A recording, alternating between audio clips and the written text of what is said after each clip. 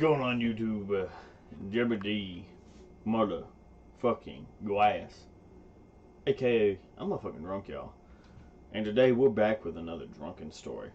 Now, before we get into this story, full disclosure, at the time of these events, and when I bought the item we're going to be talking about, I was young, dumb, and just all around have a dark sense of humor.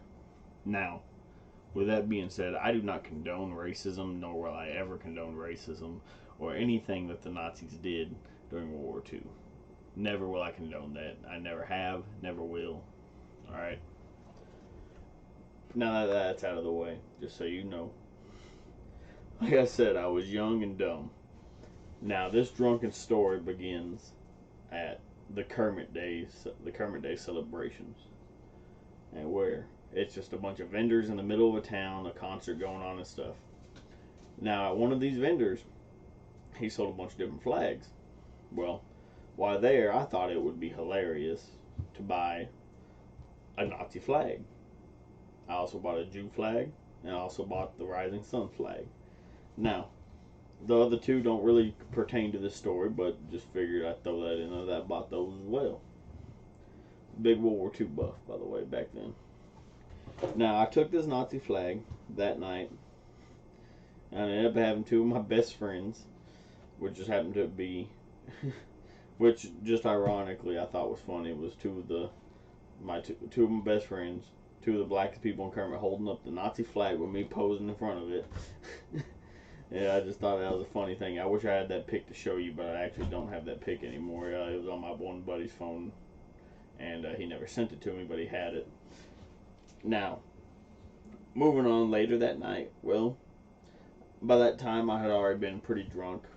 I'd say probably about this time too, because I don't really think there's a statute of limitations on this, so I don't really think it fucking matters. I was like, God, I'd say I was like 19, 20 at the time of this, and I'm fucked up at this point. Like, I'm drunker than shit at that Kermit days. But we are like, hey, our one buddy Scotty's having a fucking pretty big party. Let's all head on over there now. So we all go over there. Like I said, I'm already plastered. My one buddy points out to me, he's like, hey man, you should wear that motherfucker as a cape. So what do? I go ahead and tie this Nazi flag around my neck like it's a cape. I'm shirtless, fucking just a flag and pants. I think I had a hat too, maybe. I'm not too sure. I can't remember that. But I remember just being shirtless with that flag as a cape, and the only thing I'm wearing is the flag and pants, pretty much. And that was my beer pong cape. Now, of course, everyone really at the party that we knew thought it was hilarious. It was pretty much just, oh, that's just fucking Jeremy. That's just Jeremy fucking Glass over there, that motherfucker. Everybody knew and thought it was funny. Well, we ended up having these guys show up from another town that didn't know me. And when they walked in, they freaked the fuck out. I'm talking, these guys were there at that party for maybe 10 minutes, and they were like, nah, we're out. They left. They just straight went back to home. But that's not where the good part of this story comes on. That entire night, my beer pong partner at the time, and which I just don't know what his problem was. He didn't drink beer. He's like he had to be like 6'6", 6'7". He is 6'6", 6'7". And this motherfucker, the only thing he would drink was strawberitas. Yeah, you heard me right, just strawberitas. I'm like, I guess, man, put strawberitas in the cup. So we put strawberitas in the cup, and that's what I'm drinking all night. Now, I'm not going to lie, these motherfuckers get you fucked up. I am not going to lie about that. But there was so much more I drank that night. Kraken, some Baileys, all the strawberitas. When I wasn't playing beer pong, I was drinking Budweiser. I got fucked up that night. And how I ended up in the situation I ended up in, I have no clue. So after the party, apparently somewhere at like 4 in the morning, I decided I was going to walk to my one buddy's house across town who wasn't even at the party. He wasn't even there, and I walk over to his house. Now, I do remember vaguely parts of this. I remember knocking on his window. I knew it was his bedroom window, not his parents'. And in my mind, I'm like, hey, Aaron, hey, Aaron, let me in. He wasn't sleeping in there. He was sleeping in the living room. He had his girlfriend over, and his parents made them sleep separate, be in their house. She was sleeping in his room. He was sleeping in the living room on the couch.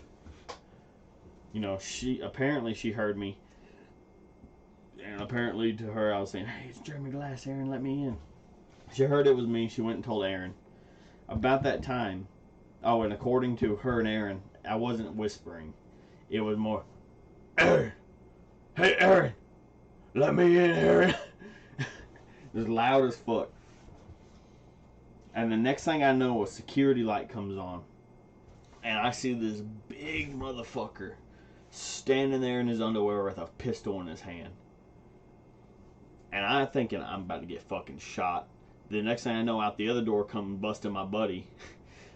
Dad, it's Jeremy Glass, it's Jeremy Glass. So his dad stops. I don't know what his parents ever thought about this. I've never talked to them about this to this day. I've seen them multiple times since, still have yet to talk to them about this. Now, the rest of that night, just a flash here, flash there. I remember being in the restroom, trying to take a shit. I remember vaguely puking red strawberita up all over his shower. But he really had to fill me in on a lot of the things. The next morning I woke up. I'm laying half in the bathroom, half out of the bathroom with a blanket on me and a pillow on my head. And I'm sitting there like, oh man, that was a crazy party. Man, if this is Scotty's house, that should be the living room. Or if this is Scotty's other bathroom, that should be the game room. I freaked the fuck out. I back up on my hands because I don't know where the fuck I'm at. In my head, all I thought was I just broke into somebody's house and went to fucking sleep in my head. I'm freaking out until I look up and my buddy had a distinct tin ceiling. He just had a tin ceiling that I distinctly remember. I look up and I'm like, oh, thank God I'm at Aaron's house. I still at this point I'm like, I don't know why I'm at Aaron's house, but I'm at Aaron's house. Like I said, he wasn't even at the party. So I'm freaking out. I walk in the living room, him and his girlfriend lay on the couch. I'm like, Aaron, take me the fuck home, bro. And so on the way home, I ask him, like, hey man, what the fuck happened last night? He's like, dude, you showed up at like 4 in the morning wearing a Nazi flag as a cape, banging on my window, going, Aaron, hey, wake up, Aaron. My dad almost shot you till we saved you. And then when you got in the house, you had to, you said you had to go to the bathroom. He said I sat in the bathroom for like 30 minutes. And he's like, there's no sound coming out there. I'm going to go check on Jeremy Glass. He said he opened the door, and I'm just passed out. Fucking just straight passed out. Butt naked on his fucking toilet. He said he woke me up. Jeremy, wake up. He said he was just like, Jeremy, wake up. Jeremy, wake up. So I just rolled off the toilet, and there was a singular little baby rabbit turd sitting in the fucking toilet, and that's it. And he said, I woke up. Oh, I'm almost done. I gotta finish using the restroom. So I closed the door again. Just hurry up, Jeremy. And he said next thing he heard was just, and he said he opened the door. Jeremy, you alright? And I'm just puking, like I said, red strawberitas all over his shower. And he said at this point, and I don't know why, he said I refused to put my underwear back on, or shorts. And he had to like fucking convince me just to get my underwear on, because I kept telling him, I just sleep naked, Aaron. I ain't sleeping with clothes on. And he said he had to fight me pretty much to get my shorts and my underwear back on. And like I said, the next day I woke up and I didn't have a shirt.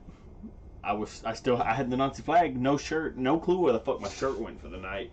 I probably left it at Scotty's house with the fucking Kermit days. No goddamn fucking clue at all. But that one, I completely forgot about that one until recently. That was one of my more crazier fucking drunken stories right there. That was one hell of a night, and there was plenty of other nights like that at Scotty's where shit just got wild. But